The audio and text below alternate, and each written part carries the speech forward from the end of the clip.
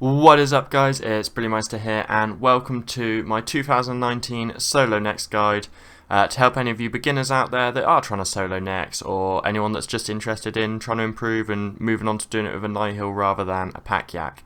If you do enjoy this video, don't forget to subscribe and hit the little bell icon so you're notified of all my future content, and drop a like on the video if you did enjoy it, because a lot of time and effort went into making this. Also in the description down below are links to my Twitch channel if you want to come and follow on there. I live stream a couple of times a week on there, and also a link to my Discord server where you can come and join and chill with some of the guys in there. So we'll start this guide off with some of the requirements. 96 herb lore is pretty much required here. You're going to want to have overloads if you are solo next. You can probably duo next if you're using extremes or something like that, but you're definitely going to want overloads, and preferably overload salves or supreme overload salves or elder overload salves. To solo next effectively. You also want 87 or 96 summoning. 96 is for a pack yak, so if you're just starting out, you're going to want a pack yak with extra food in it just so you can make it through the kill. And once you get a bit more practice in, you're going to want to change over to a Nihil, which is 87 summoning requirement. I put down 95 plus in your combat stats. I'm sure it is possible to do it with slightly lower, but to be able to do it comfortably, you're going to want to have like 95 defense, 95 range, just to make sure you have the most DPS you can possible and take the least damage. And that's why I've also put down tier 80 plus weapons. I'm sure you can do it with a lower tier weapon, but just so you have like a tolerable amount of accuracy and damage, I would say tier 80 plus weapons is definitely required here, and tier 90 is definitely preferable. So when you're heading to Nex, you want to make sure that you have Ancient Ceremonial equipped and your Frozen Key in your inventory. You want to enter Godwall's dungeon, run south through the frozen door there, which takes the key charge, go down the stairs, and then you got to run through the Ancient Prison. If you're wearing your Ancient Ceremonial, you don't need to get the 40 kill count, and you can just enter the room, the bank room. If you're not wearing it for some reason, you'll have to get 40 kill count, and it's probably easier just to go to the bank and get it. But there is a much easier way of getting there, and that is going to the Max Guild and using the boss portal there. You still need to wear your Ancient Ceremonial and have your key in your inventory, but if you do have the Max Guild unlocked, this is definitely the way I would recommend to get there. For my inventory setup, this is what I use. Obviously over time, as you learn the boss and stuff like that, you'll learn to customize it to your personal needs and probably make some few minor changes. Another thing I would note in here is if you are using a pack yak, then I'd probably take an extra brew, and you can not need the extra rocktail as you have another, like, plenty in your yak. So I also use Elder Overload salves. However, if you don't have these, Supreme Overload salves or Overload salves work fine. And if you don't have Overload salves, you can do it with a normal overload. Just drink a dose of anti-poison plus in the bank before you enter the boss room, just to protect you from poison. Also in my inventory, I've got Saradomin Brew flasks, Super Restore flasks. This is just for eating without costing adrenaline or anything like that. An adrenaline potion, and I use this at the beginning, and I save it for the blood phase if I do really need to get up to onslaught for some reason, or if not on the final phase, just to give me a quick threshold or ultimate ability. Take magic note paper just in case you get the brews and restores drop, as it's pretty gutting when you've gone to all that effort to kill the boss and then you have to leave the drop on the floor. I take a shield for resonance, enhanced Excalibur, which you pop off when you use onslaught on the blood phase, a ring, boots, ring and helm swap. So the boots and the helmet swap, you swap onto that just before you go into the blood phase, and it's just for when you're on the smoke phase. It keeps Nex out of melee distance and avoids one of the mechanics, which is really horrible to deal with. And the ring, I use a ring of death just in case you do die. It's a lot cheaper to charge a ring of death than your actual death reclaim cost. And then obviously your last thing in your inventory is rocktails or sailfish. You're going to need food, you're going to Nex solo. My worn equipment I have here, this is what I wear when I enter the room. So the Masterwork helm and boots, which I swap out at the end of the shadow phase as they're no longer needed to keep Nex out of melee distance. Other than that, I wear full augmented Serenic, but you can substitute it down to Pernix armor if you want, and I'm sure you'll be completely fine. I use a Reaper Necklace Ornamental. If you've got a Reaper Necklace, definitely get the Ornamental kit for it. It's a +2 boost in all of the stats on it, and it costs like 2 mil.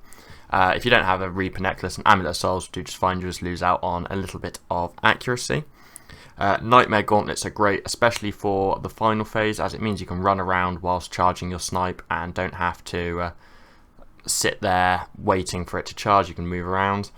I use an illuminated Armadyl Godbook, and I use the charges as well, the pages, as the damage from the tornadoes that it summons is absolutely amazing, especially if it hits at the beginning of like a blood phase or something like that. It just really is useful to have.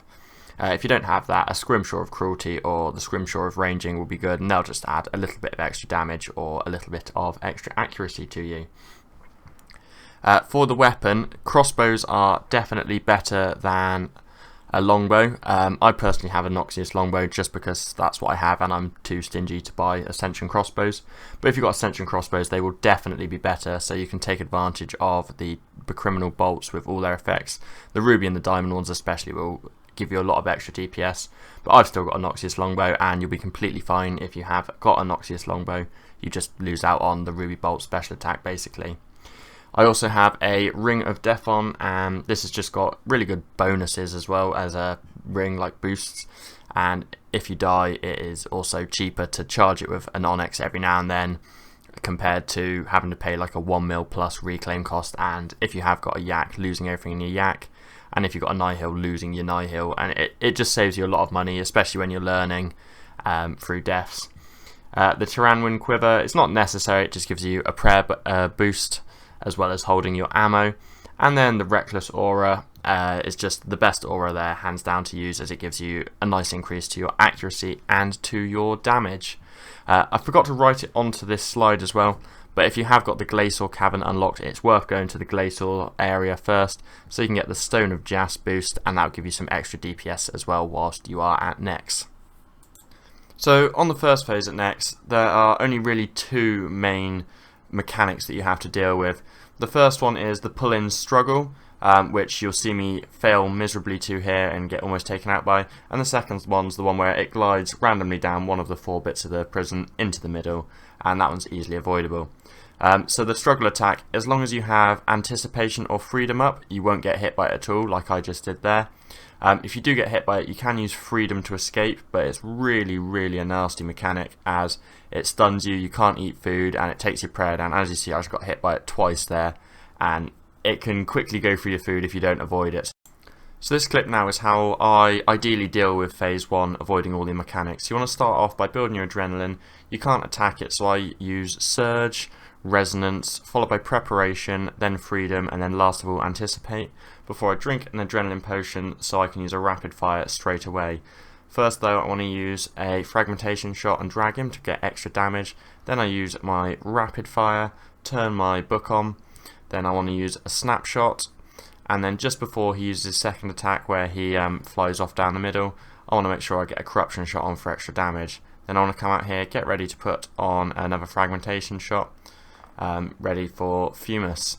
Then I anticipate to avoid any sort of struggle attacks when I'm here, and then I use rapid fire, which is off cooldown again, to quickly get down Fumus, and then you can hit next, and that is the first phase completely over as smooth as you want.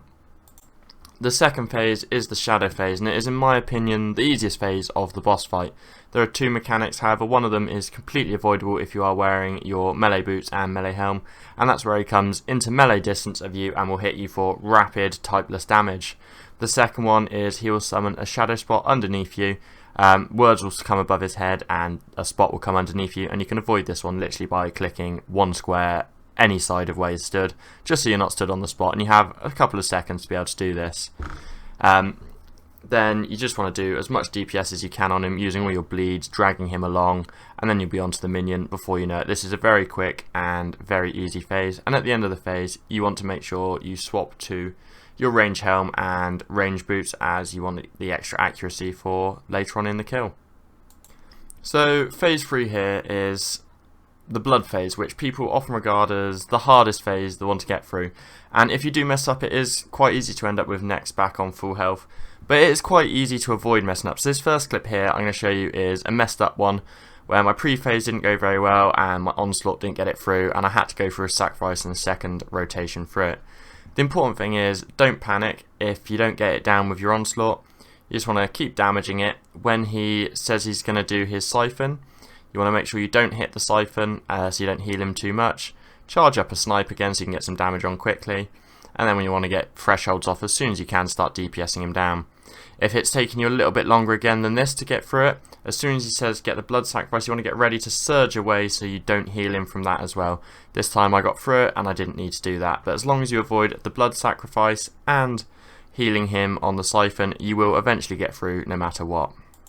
So this here is a successful clip of a blood phase.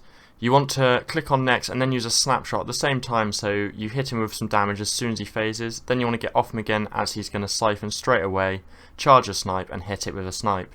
Then you want to pop off your enhanced Excalibur and hit an onslaught, and if you've done that all correctly and hit him with damage, you should get through him very quickly there before even blood sacrifices, and you'll be on to killing the minion. Like you saw in the last clip, it doesn't always go that successfully. And this time I did get helped out by my Armadillo book as well, but it is generally a pretty safe way of getting through the blood phase.